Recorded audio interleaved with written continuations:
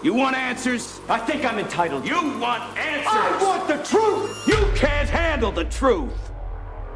I have a greater responsibility than you can possibly fathom. Good day to you. What channel is this? This is The Truth About Men, and guess what? I give you the truth about men. You know those beings with the XY chromosomes that have the little flappy things that hang from their groins? Them. Why do they do the weird and strange and perplexing things that they do when it pertains to dating and relationships? Well, I'm an author and a men's dating coach, and I've made it my mission to demystify all of that for you. One thing I want to say though is that in order for me to tell you why a man has done something that you find weird, strange, perplexing, etc., I need to get into the guy's brain in order to explain what's going on in his head. So I'm not essentially agreeing with what he's done.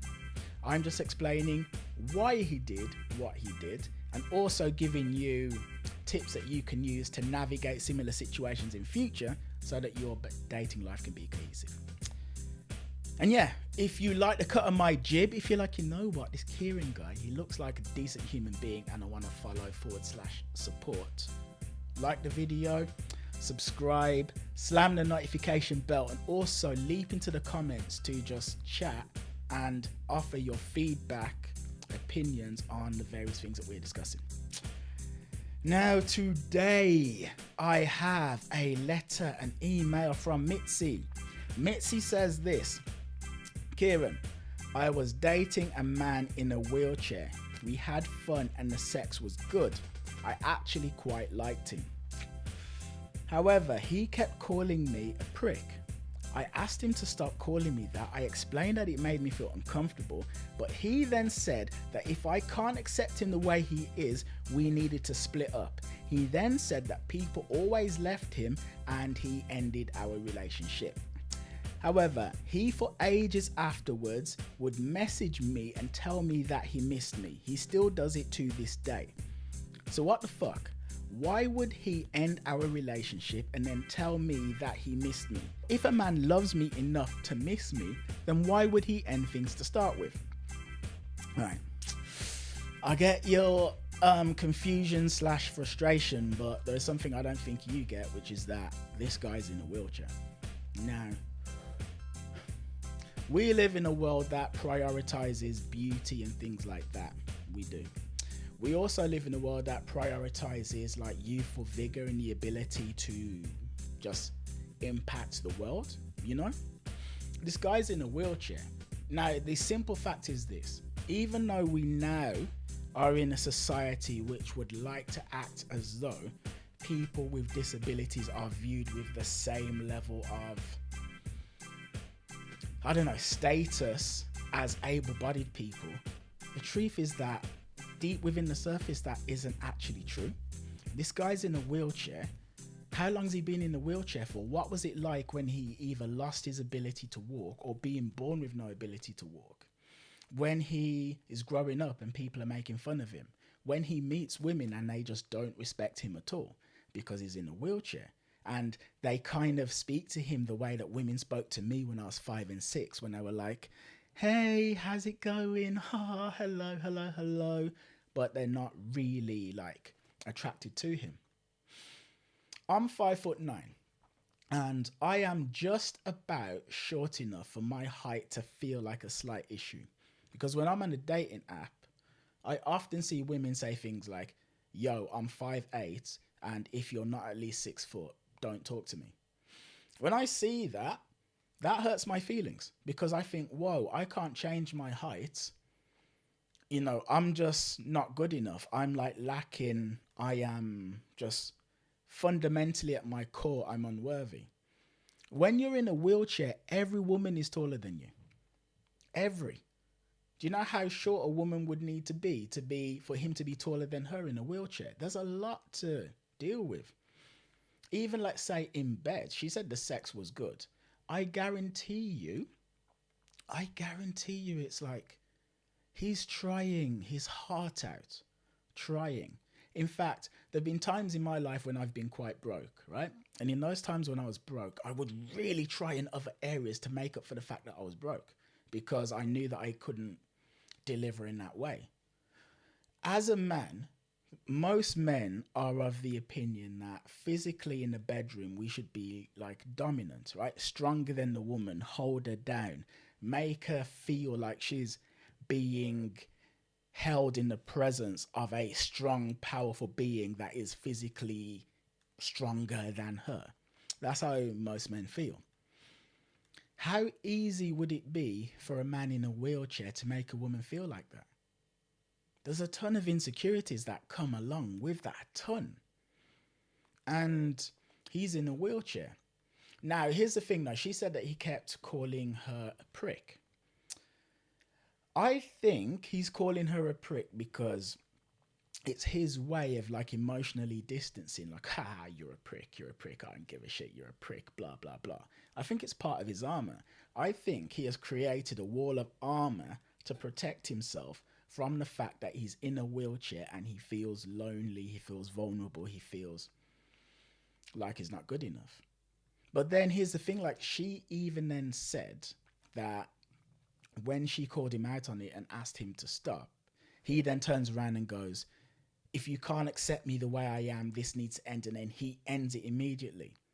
He's had this happen before. This wall of armor that he's built to protect himself, it's to protect something really fragile inside. And then she's asking him to drop the wall of armor that he needs to protect the fragile self and then just be vulnerable and exposed. And he doesn't want to do that. It's like, you're not good enough.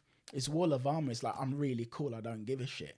No, I don't want that. Oh my God, I'm naked. No, I can't be naked. No, people always leave me. People always leave. And it's like that.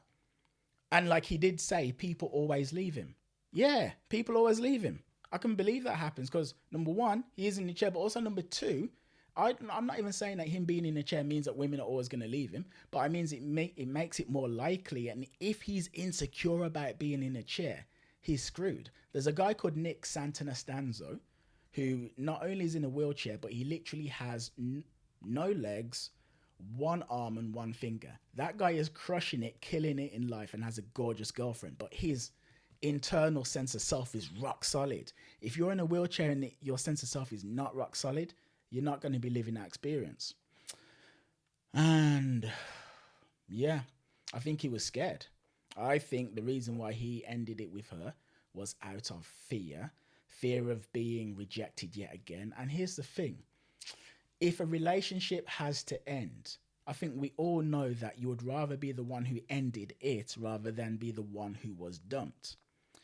I believe he saw things the same way, and I believe that that's the reason why he ended it. But of course, he still cared about it, didn't he? He didn't want to end it. He just did it to protect himself. But then he ends it, but he still cares about her. So he's like, oh, the fuck did I do? What the actual... And then he thinks about her. He checks her out on Facebook, Instagram, Snapchat, TikTok, whatever.